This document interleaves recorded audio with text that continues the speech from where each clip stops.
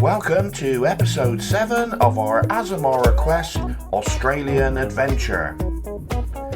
In this episode, we visit the Gage Road Brewery, we get taken around Perth by our lovely subscribers Donna and Gav. It's changeover day as it's back-to-back cruises, so cabin gate continues. We also have a dinner in the MDR. We give you a tour of the cabaret lounge, the den and the promenade deck.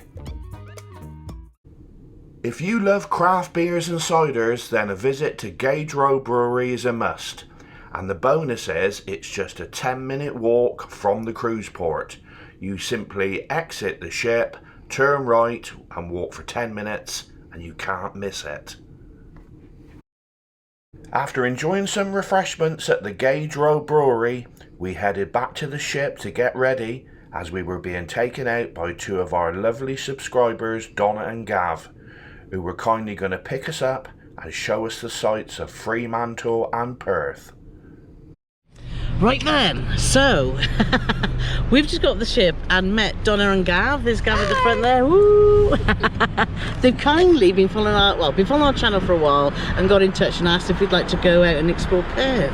So we thought, why not? So we're here, Polly Morgan's there, and guess what the first place they've taken us to? A cemetery. This is going to be a golden tour, but we'll show you why in a moment. Fremantle Cemetery dates back to 1889 and covers 110 acres. To date, there has been more than 40,000 burials and 60,000 cremations. The most famous person laid to rest here is Ronald Balfour Scott, better known as former AC/DC lead singer Bon Scott. His grave is the most visited grave in all of Australia. Bon Scott was born in Forfar in Scotland, but his family emigrated to Australia when he was just 6 years old.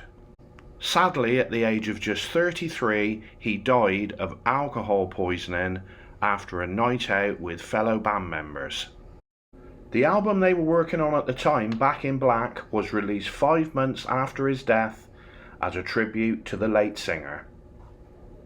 Right then, so the next stop... Right, this tour, I mean this is probably the last thing we'll film because I'm sure we're just being driven to our deaths, but we're now at, after the graveyard, we're now at a mental asylum. Yes. So, yeah. But it looks like it could be got potential for you, hasn't it? Yeah, oh yeah, definitely. It's called the Heathcote, isn't it, I believe? Blue water, and if you look, let's walk down here, it looks like it's got a nice bar restaurant and views with a fabulous sunset. It does look very nice, actually. Right then, well unfortunately the bar restaurant's closed, but it's a shame because this is a beautiful spot. Look, lovely views, and over to the business district as well over there. But we've just spotted as well this Heath Ledger, the actor, which is sad, isn't it, when you see 1979 to 2008. It's the first time we've ever been driven around in a convertible with the roof down at Christmas. But then again, it's the first time we've ever been to Australia. Don and Gav were the perfect hosts, and within 5 minutes of meeting them, we felt like we'd known them for 20 years. Here's a little look around Perth, all decorated up ready for Christmas.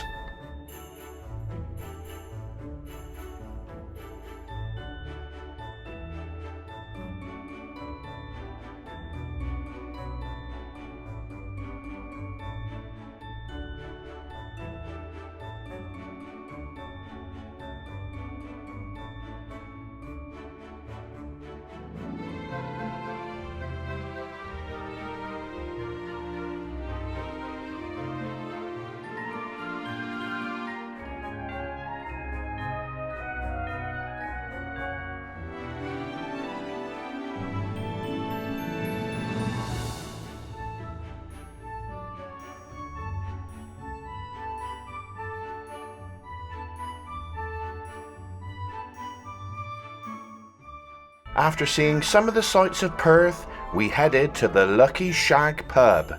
Yes, it really is called that, where we enjoyed a few beers, some snacks, and watched a beautiful sunset.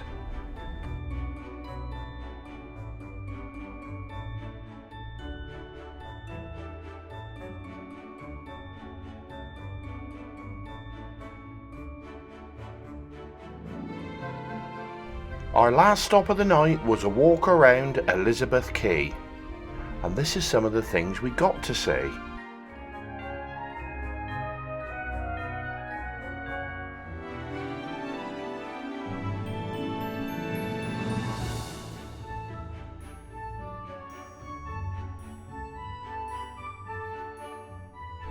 We'd like to thank Donna and Gav for their generosity and kindness, and for taking the time out to show us around this beautiful city. Right then.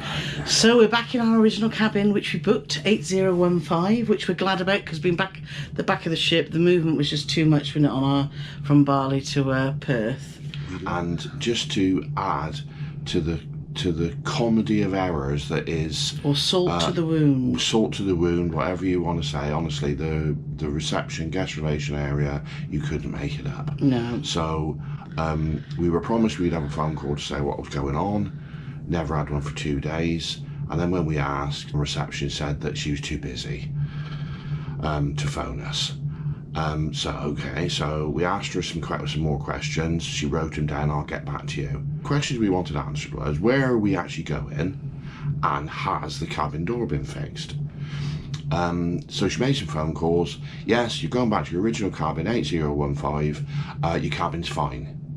I said, has the door been fixed? Yeah, has the door been... She's like a politician. Has the door been fixed? I've spoken to your cabin steward and he told me that the cabin is fine. Yeah. Now, let me show you the cabin being fine. So, why the rain and wind was coming through the door is because the seal on the bottom of the door is not actually attached. I don't know if we can get them to see that, probably. So, what I'm trying to do... I don't know if you'll turn it. So that is the seal on the door, which you can see is clearly not attached to anything at all. So it's no real surprise when the wind and the rain comes through. Yes. So no, the door hasn't been fixed, has it? So yeah, so that's a bit frustrating. We're just keeping fingers crossed on this 2-week cruise that we don't have any further bad weather, because if we get flooded again and have to move, then, well, I don't know what we'll do. But no, yesterday, because it was changeover day, the reception was just full of people. I get the guest relations. Yeah. It's not an easy job, and we get that. But you have to be a certain person to be able to work in guest relations. I know after being a nurse manager for years, and how you deal with complaints all the time. It's not easy. However, you have to have that skill set, the communication skills, and just. I don't think any of them on there have got it. No. They're just so curt, they're so dismissive. A start of a new cruise, and we went back there because our Wi-Fi, obviously we had our 2 Wi-Fi packages that we purchased before we left the UK, and we had the same issue on the first cruise. No, you haven't had it. No, you're not. You've got 120 minutes. No, we had to show them the invoice. Why they haven't got all that information to hand? They have got that information, and what frustrates me, it was just like Groundhog Day. It was. So day 1 of the first cruise, we go to reception. Yeah. We've got 2 Wi-Fi packages, unlimited, both 2 devices. Yeah. One for me, one for Carole. No, you haven't. You've only got one. I said, so are we lying then? Do you want me to show you the invoice? Which we did. I got it up on my phone. Okay then. So we go there on changeover day. We can't get the Wi-Fi up. Well, you've only got one, haven't you? Same bloke we dealt with. Same person. And just told us the same stories. Yeah. No, we haven't. We've got 2. Oh, yeah, all right then. So then he very begrudgingly sorted it out. Reluctantly. At the same time, I had to show him the invoice again. There's just queues. It's like, hello, remember us? It's like they wiped us from their memory, wasn't it? It was just very bizarre. Never experienced this ever on all our 40. This is our 41st cruise. It's just our 42nd cruise. Well, 42nd because we're on the back to back. But anyway, Wi-Fi sorted, door not sorted, but weather good. So we will keep you posted on that. Right then, so this is our first time we've ever done a back to back. And the day before, we had to all meet at 5 p.m. in the cabaret lounge for the hotel manager to go through exactly what The process. the process. Because, and I don't want to force all the blame onto Azamara for this, because I think there's a lot of sort of weirdness going on with the Australian immigration. Yeah. I mean, we had one port cancelled because they didn't physically have enough immigration officers to process the people, so we couldn't go there. Exactly, that was Geraldton. So everybody has got to get off the ship. Every passenger has got to get off the ship, is what we were told. Yeah. We've got to get off, we've got to fill out another immigration form, Yeah. and then once every single passenger is off the ship, And the counts down to zero, we can get back on. So we fill out all the forms again. And he's a good form filler. yeah, I am. We are given our new keys at the meeting, so they're all good to go. So we get off, scan our key, we have to have a new security photo, and then we get off. And we thought, well, that's a bit strange, because the security lady said to us, do you want to get off? And we're thinking, well, we haven't got any choice, we've got to get off. So we get off, we get down into the immigration area, and it's nothing like it was before, you know, all these windows set up and checking passports and all that. And then this guy comes up to us who looks like one of the Chuckle Brothers, and he says, like, and honestly, we should have took a photo, because it would have been to me, to you, to me, to you. So we said, well, what's the crack then, mate? Oh, well, that's it, and you can't come back till 3 o'clock. And it's well, you better be joking, because we've got off in our swimming trunks. We got no money, we got no sun cream, we got no water. And he said, well, you just have to go and buy some sun cream. Yeah. I said, hang on a minute. I said, we've been told that we just have to wait, just literally till the counts down to zero, we get back on. No, you have to come back at 3 o'clock. Yeah. And this is 9 o'clock in the morning. So luckily, this woman intervened, this lady intervened who had the high-vis thing on. She said, oh, come here, man. She said, don't want to take any notice of him, you don't know what he's talking about. Yeah. Just get back on the ship. Yeah. And So the security guy said, come this way. He said, I don't know what that conversation was about. So it was all very bizarre. We were very relieved. And then she said to us, I don't even know where you got off. You didn't have to get off. We're like, but we told. Well, that's what they told us in the meeting. Yeah, we had No, to you get don't off. have to get off at all. Anyway. So that was the start of the new cruise. So anyway, we got back on and we decided, you know what, we've seen a lot of Perth, thanks to Donna and Gavin, Yes. and you know, and we had the 4 tours, etc., as you will have seen, and so we decided to have a pool day, and because obviously none of the new guests has gone on, it was just blissful, wasn't it? We had the whole pool virtually to Yes, ourselves. we did it, and it's the first time Paul has been in. First time we've been in. I have to say, I'm very disappointed that it's the first time I've been in, because it's blooming lovely. It isn't is, as you can see from this. Yes.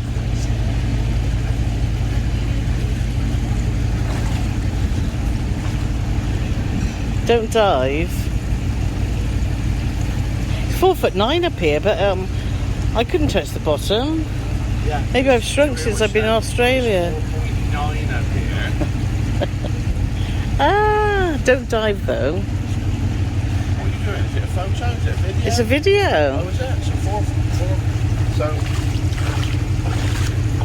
4'9", and I can't touch your bottom because you're less than 4'9". Oh.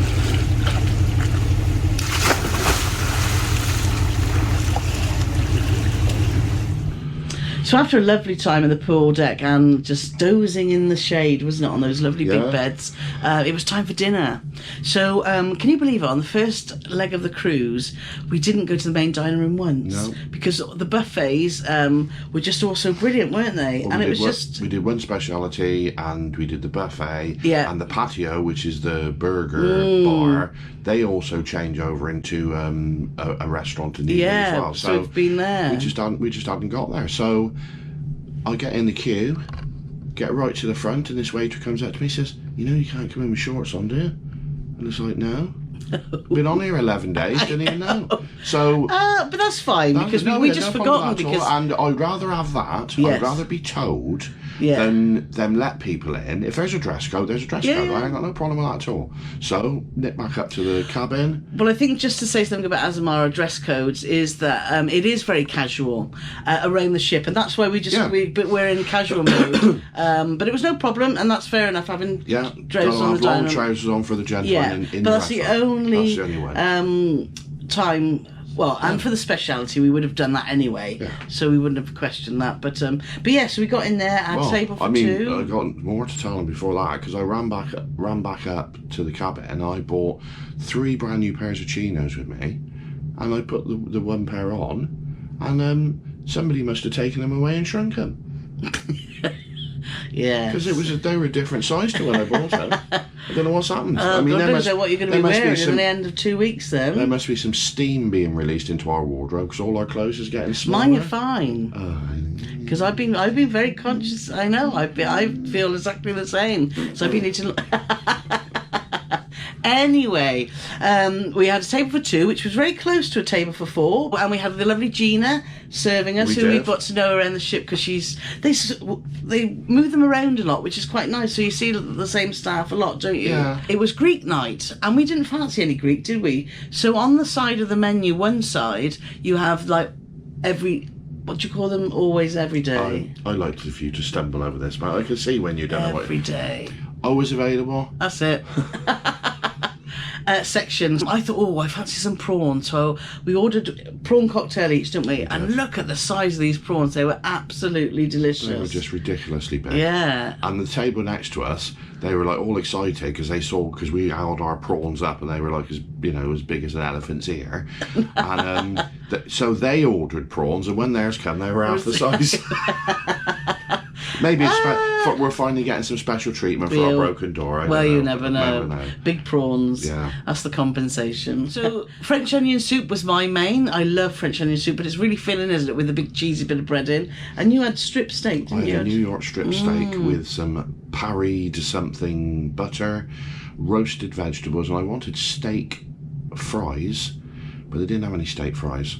So they just gave me some little French fries, which was good. But the steak was lovely, cooked absolutely to perfection. Yeah, service was brilliant. Yeah. Ambiance was nice, wasn't it? Ambiance. And we didn't even look at the dessert menu. We didn't. Well, because I had the trousers on that was cut to me in half, so I didn't think it was worth a gamble, to be honest.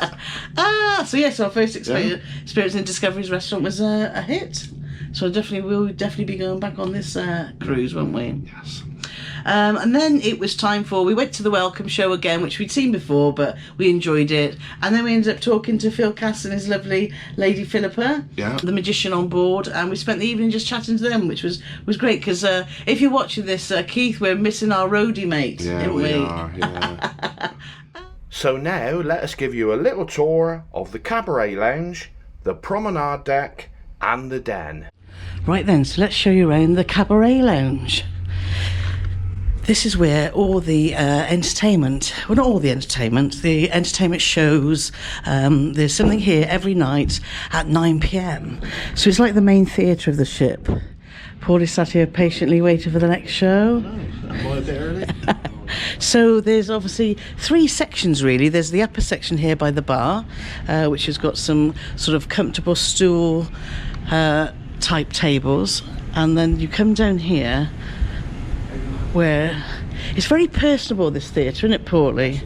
So if you come down here, you'll see that this is the main stage, and this is where we've watched, loads of shows now. We've had they do production shows. Yeah.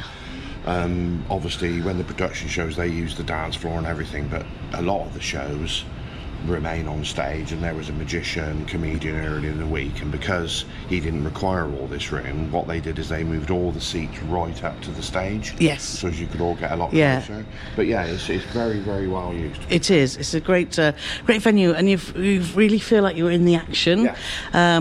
This is our seats. We tend to migrate over this side, which has been really comfortable, and then you see you've got the band behind. You've got the drum kit and that there, and also you've got the percussion over the other side. That's percussion, honey, drums. Yes. Brass is over the That's other side. brass. But, depending on, again, what the show is, sometimes the orchestra will be at the back of the stage. Yes. Sometimes they have 3 one side, 3 the other, depending on what the show is. Yeah. And also this is a place for meetings. It's like we're on a back-to-back cruise, so we met in here yesterday to find out exactly what we needed to do. So I'm going to go and stand on stage and give you a bit of see what it looks like if you were performing. So let's just show you here now. Maybe Paul will give us a little bit of a dance. And in case you are wondering why I'm carrying a pair of flip-flops, I said to Carole many years ago she was doing a bit of a tour of a ship, and all you could hear was bleep, bleep, bleep, bleep, bleep. Anyway. So she took her shoes off today, good girl. Anyway. So we're currently in the port of Fremantle, and I thought good opportunity where it's changeover day for our second cruise. So I just want to show you the promenade deck. There's one on each side. It's not a full wraparound, but as you can see, it's a really good space. We've got lots of comfortable sunbeds, so it's a fabulous place for a sail in or just to chill out. And it's really protected because, as you can see, the lifeboats are above. And these ones here, we found out, are a great choice because you can also use that area there as a little shelf. So it's a great spot on the ship. We do love a promenade. So let's show you around the den, which is another fabulous place to spend time. The lovely staff here. This is where we also find shore excursions, and also where, if you want to book another cruise, there's Cruise Again here. You've also, if you're a map lover like me, you can find all books from around the world, and there's a really big atlas that I don't know where it is at the moment, but we'll show you because it's fabulous. Everyone sits looking at the maps to see where we're going next. So here is where Jose on the Keys entertains us every night. Oh, there it is, there's the book. So we're currently here and we're going all the way around there. So yes, so this is a great bar area where Ruby and Benjamin look after us very well, don't they? Yes. And comfortable seats, and open every evening till around about sort of midnight, isn't it? And then they got the Christmas presents around because we're on our Christmas cruise. Well, this is like the loyalty desk. Yeah, we've got previous credits with Royal Caribbean that we were able to redeem to get to an Explorer level. However, they are talking about splitting that, aren't they, next year? So here you've got the Photoshop. So if you did want your portraits and pictures done, then the photographers will happily do that for you. Yeah, and if you want to take your souvenirs home, this is how much it's going to be. That's all your accessories, actually. Your selfie sticks. Yeah. And the packages there, Paulie, if you just look. So, yeah, so if you want a photo package to take a collection of 100 photos, $85. So there you are. So that's the den, a really lovely area on board the ship where we spent a lot of time in the evenings chatting to the fellow guests and listening to Jose, who's been great fun, hasn't he? Good, yeah. Join us in the next episode where we explore the Busselton and Albany areas of Western Australia.